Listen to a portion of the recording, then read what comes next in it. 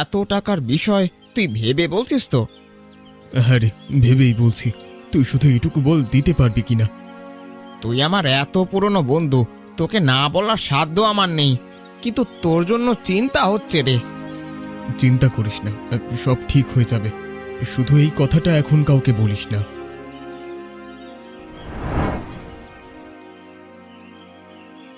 রিতা, তাড়াতাড়ি হাত চালাতো, বিমল আসার আগেই সব রান্না শেষ করতে হবে। হ্যাঁ মা, ও তো বলেছিল দুপুরের মধ্যেই পৌঁছে যাবে। তাহলে ভাতটা একটু আগেই বসিয়ে দে, আর মাছটাও ভালো করে কষিয়ে নিস, বুঝলি? করছি মা, তুমি চিন্তা করো না। জামাই মানুষ আসছে, একটু ভালো মন্দ রান্না না করলে চলে বল? ঠিকই বলেছ মা, আমিও তাই ভাবছিলাম। ওর পছন্দের তরকারিটাও করে ফেলি বরং। জামাইবাবু, আজ কি আনবে বলো তো? গতবার তো শুধু নিজের জন্য একটা ছাতা কিনেছিলে। থাম তুই, বড় জামাইকে নিয়ে ঠাট্টা করিস না।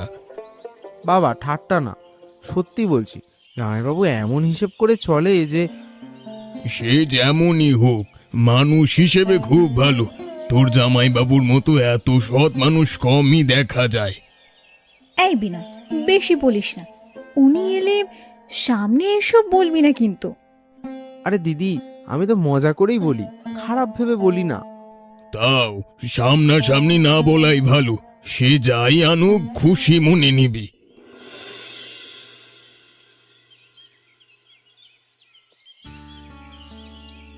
আরে বিমল না, তুমি এখানে? অমলবাবু, আপনি এই গ্রামে হঠাৎ? হ্যাঁ গো, একটু কাজে এসেছিলাম আশেপাশে, ভাবলাম এদিক দিয়েই যাই। ভালোই করেছেন। আপনার ব্যবসা এখন কেমন চলছে শহরে? চলছে ভালোই, বেশ বড় করে ফেলেছি এখন সবকিছু। তুমি দেখছি এখনো আগের মতোই আছো, একই রকম সহজ সরল। আমি তো আর বদলাইনি অমলবাবু, যেমন ছিলাম তেমনই আছি। এটাই তো সবচেয়ে বড় গুণ বিমল। তোমার মতো সৎ আর পরিশ্রমী মানুষ যদি কখনো নিজের একটা ব্যবসা শুরু করতে চাও, আমাকে একটা খবর দিও, আমি সব রকম ভাবে সাহায্য করব। আরে, এখন এসব ভাবার সময় কই আমার? সংসার সামলাতেই দিন চলে যায়। সময় হলে মনে রেখো আমার কথাটা বিমল, আমার দরজা তোমার জন্য সব সময় খোলা থাকবে। মনে থাকবে অমলবাবু। আপনি এখন ভালো থাকুন, আমি বাজারের দিকে যাচ্ছি। হ্যাঁ যাও, দেরি করিয়ে দিলাম মনে হয়। ভালো থেকো তুমি। নিতাইদা, আলুটা কত করে? 25 টাকা কেজি বিমল ভাই। এত দাম? 2 দিন আগেও তো 22 টাকা ছিল। তুমি তো সেই একই কথা বলবে জানি। ঠিক আছে, 23 টাকা দাও। আচ্ছা, 3 কেজি দাও তাহলে। ভালো দেখে দিও কিন্তু, পচা আলু দিও না, শ্বশুর বাড়ি নিয়ে যাব। আরে বিমল ভাই, তোমাকে আমি কখনো ঠকিয়েছি? তার শ্বশুর বাড়ি যাচ্ছ, মিষ্টি না নিয়ে আলু নিয়ে যাচ্ছ যে? মিষ্টির চেয়ে আলু বেশি কাজে লাগে নিতাইদা। খাওয়া তো রোজকার ব্যাপার, মিষ্টি তো একদিনেই শেষ। আর মিষ্টি খাওয়া কি খুব ভালো? কত রকম অসুখ হয় বলো তো।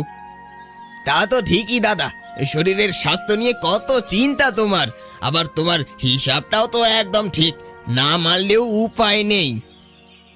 আর একটা কথা নিতাইদা, পেঁয়াজের দামটা একটু বলো তো, লাগলে সেটাও নিয়ে যাব। পেঁয়াজ আর 40 টাকা কেজি, একটু বেশি বলা যায়। থাক থাক, বাড়িতেই মনে হয় আছে, লাগবে না, আলুটাই নিয়ে যাচ্ছি। কি বিমলদা, আর জিলিপি নিবে নাকি? দাও তো আধা কেজি। দাম কত এখন? 80 টাকা কেজি। এত দাম বাড়লো কবে থেকে? তেলের দাম তো বেড়েছে দাদা, তাই দাম একটু বাড়তে হলো। আচ্ছা, আধা কেজি দাও, বাড়িতে বেশি লোক তো নেই, এটাতেই হয়ে যাবে। তুমি এত হিসেব করো? মানুষ হাসাহাসি করে জানো তো। করুক গে, নিজের টাকা নিজের হিসাব, কেউ হাসলে আমার কি আসে যায়? এই জন্যই তোমাকে আমার এত পছন্দ বিমলদা। মানুষ যা বলে বলুক, তুমি নিজের পথে চলো। কোথায় যাবেন বিমল ভাই? শ্বশুর বাড়ি যাব। ভাড়া কত নেবে? 40 টাকা লাগবে। এত দূর তো না, 30 টাকায় হয়ে যাবে না? আপনার সাথে দাম দর করে লাভ নেই জানি, চলুন 35 দিয়েন, তাতেই হবে। ঠিক আছে, 35ই দেব, চলো তাহলে। শোনো মদন, এভাবেই অল্প অল্প করে বাঁচালেই তো ভবিষ্যতে বড় কিছু হয়। খামোকা খরচ করে কি লাভ বলো তো? আপনার কথায় যুক্তি আছে ভাই, কিন্তু আমার তো পেট চালাতে হয়। রোজ রোজ এভাবে দর কষাকষি করলে চলে না। হ্যাঁ, সে তো ঠিকই বলেছ, কিন্তু হিসাব করে চললে কখনো টাকার অভাব হয় না, এটাও তো সত্যি।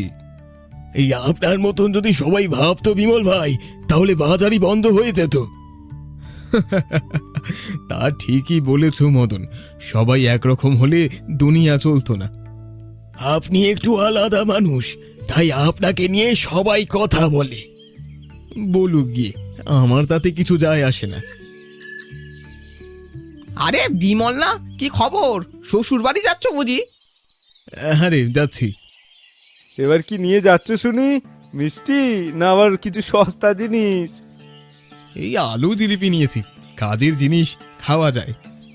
তুমি সত্যি একটা আলাদা মানুষ ভাই। সবাই তো একরকম হলে চলবে না, তাই না?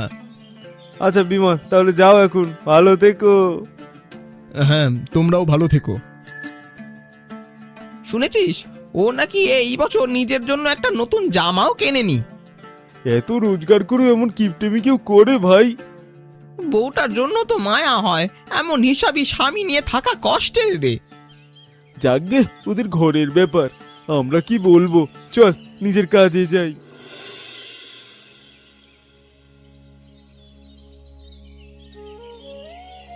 এই বুঝি তোমার আসার সময় হলো? এত দেরি হলো কেন? সেই সকালে বেরিয়েছো বলেছিলে। এই বাজারে একটু সময় লাগলো, তারপর ভ্যানের অপেক্ষাও করতে হলো। বাজারে কি নিয়ে দরদাম করতে গিয়েছিলে তা তো জানি আমি। তুমি তো সব জানোই, তাহলে আর জিজ্ঞেস করছো কেন? জামাইবাবু, কি এনেছো দেখি? এই নাও, আলু আর জিলিপি। আবারও আলু? জামাইবাবু, তুমি না সত্যি অন্যরকম। এই বিনয়, চুপ কর, বড় জামাইয়ের সাথে এভাবে কথা বলে না। থাক থাক বাবা, কিছু মনে করো না। ভেতরে এসো, এসে বসো তো। পথে নিশ্চয়ই ক্লান্ত হয়ে গেছো। ঠিক আছে মা, চলুন।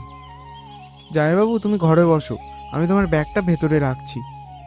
থাক থাক, আমি নিজেই রাখছি, তুই বরং পানি নিয়ে আয় এক গ্লাস।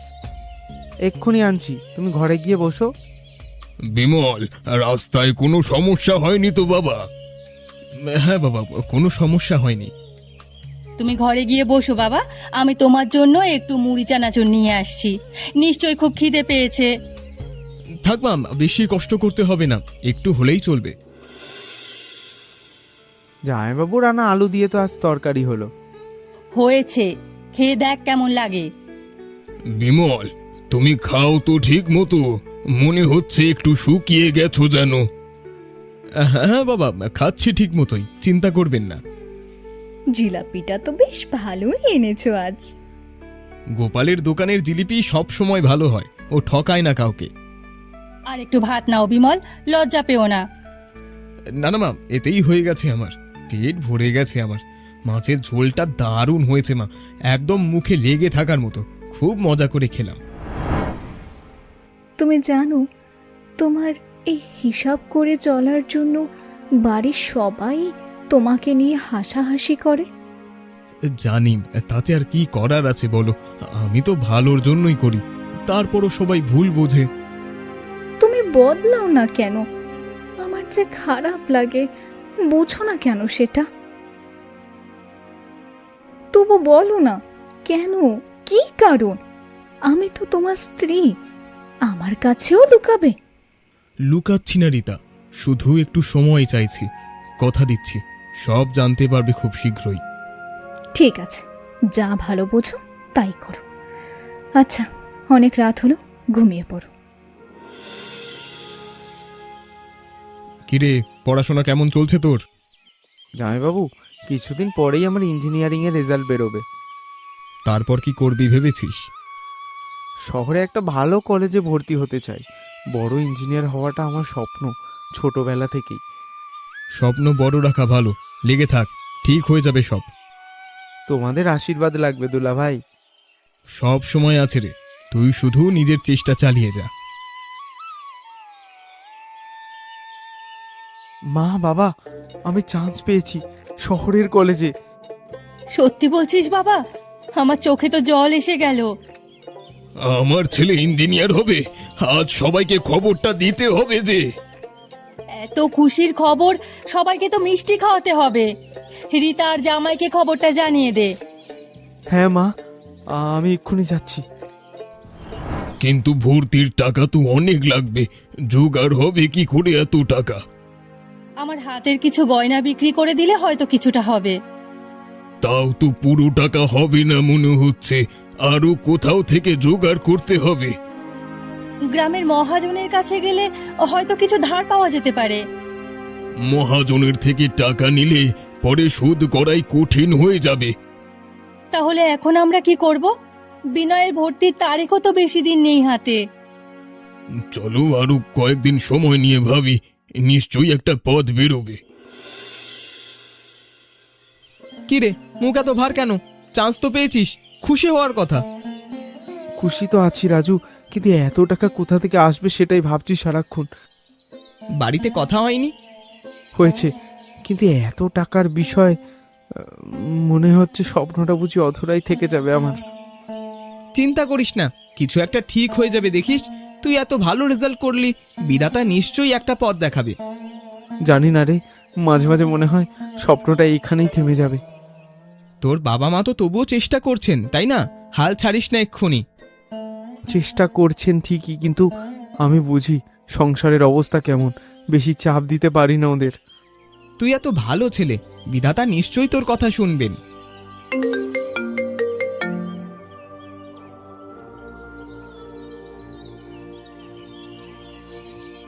রাজু দেখ, লেখা আছে আমার ভর্তির পুরো টাকা নাকি জমা হয়ে গেছে। কি বলছিস? কে দিল এত টাকা? জানি না রে, কিছুই বুঝতে পারছি না, হাত পা কাঁপছে আমার। তাড়াতাড়ি বাড়িতে গিয়ে সবাইকে জিজ্ঞেস কর, নিশ্চয়ই কেউ জানে। হ্যাঁ চল, আমি এখনই বাড়ি যাচ্ছি। মা বাবা, আমার ভর্তির টাকা কে দিল তোমরা জানো? আমরাও তো কিছু জানি না বাবা, আমরাও তো অবাক হয়ে গেছি।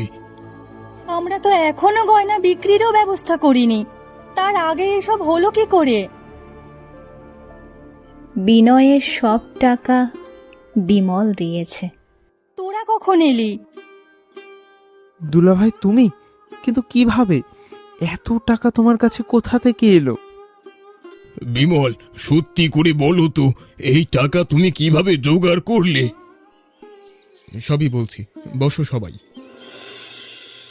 সুবল, বিনয়ের ভর্তির জন্য আমার কাছে যা জমানো ছিল তাতে কুলাচ্ছে না, বাকিটা তোর কাছ থেকে ধার নিতে চাই। কিন্তু বিমল, এই টাকা তো তুই নিজের দোকান করার জন্য এতদিন ধরে জমিয়েছিলি। জানি, কিন্তু বিনয়ের স্বপ্নটা এখন আমার কাছে আরো জরুরি। আমার দোকান পরেও হবে, ওর এই সুযোগ আর ফিরবে না। তুই সত্যি আলাদা মানুষ রে বিমল, এমন মানুষ আজকাল দেখাই যায় না। ভাই, শুধু এটুকু বল দিবি কিনা, ফিরিয়ে দেব, চিন্তা করিস না। ঠিক আছে, তোর জন্য দেব। কবে লাগবে বল শুধু। যত তাড়াতাড়ি সম্ভব রে, ভর্তির তারিখ পার হয়ে গেল, সব শেষ হয়ে যাবে। চিন্তা করিস না, কালকের মধ্যেই ব্যবস্থা করে দেব। তোর এই উপকার আমি কোনোদিন ভুলবো না রে সুবল। আরে, বন্ধুর জন্য এটুকু করতে পারবো না? তুই শুধু ভালো থাকিস, এটাই চাই। তুমি নিজের এত বছরের সঞ্চয় বিনয়ের জন্য দিয়ে দিলে, আর নিজের দোকানের স্বপ্নটা? বিনয়ের স্বপ্নটা এখন বেশি গুরুত্বপূর্ণ রীতা। আমার দোকান না হয় আর কিছুদিন পরে হবে, কিন্তু ওর এই সুযোগ হারালে আর ফিরবে না। আমি তোমাকে এতদিন ভুল বুঝেছি বিমল। তুমি কৃপণ না, তুমি শুধু ভবিষ্যতের জন্য বাঁচতে চেয়েছো। আমি সবার সামনে তোমার হয়ে গর্ব করব এখন থেকে। কেউ তোমাকে নিয়ে হাসলে আমি ছেড়ে দেব না। থাক থাক, অতটাও করতে হবে না, শুধু বিশ্বাস রেখো আমার উপর। জামাইবাবু, তুমি নিজের স্বপ্নটা ছেড়ে দিলে আমার জন্য? স্বপ্ন তো ফিরেও আসতে পারে বিনয়, কিন্তু তোর এই সুযোগ আর ফিরতো না। আমরা তোমাকে এতদিন শুধু কৃপণ ভেবে এসেছি বাবা, ক্ষমা করু আমাদের। কিছু মনে করিনি বাবা, এটাই তো স্বাভাবিক, আমি তো কিছু বলিনি নিজে থেকে। তুমি আমাদের ঘরের সবচেয়ে বড় সম্পদ বিমল। আজ থেকেই এটা বুঝলাম। আমি কথা দিচ্ছি জামাইবাবু, তোমার এই ঋণ আমি একদিন শোধ করবই। ঋণ শোধ করতে হবে না রে, তুই শুধু ভালো মানুষ হয়ে বড় হ, এটাই আমার চাওয়া।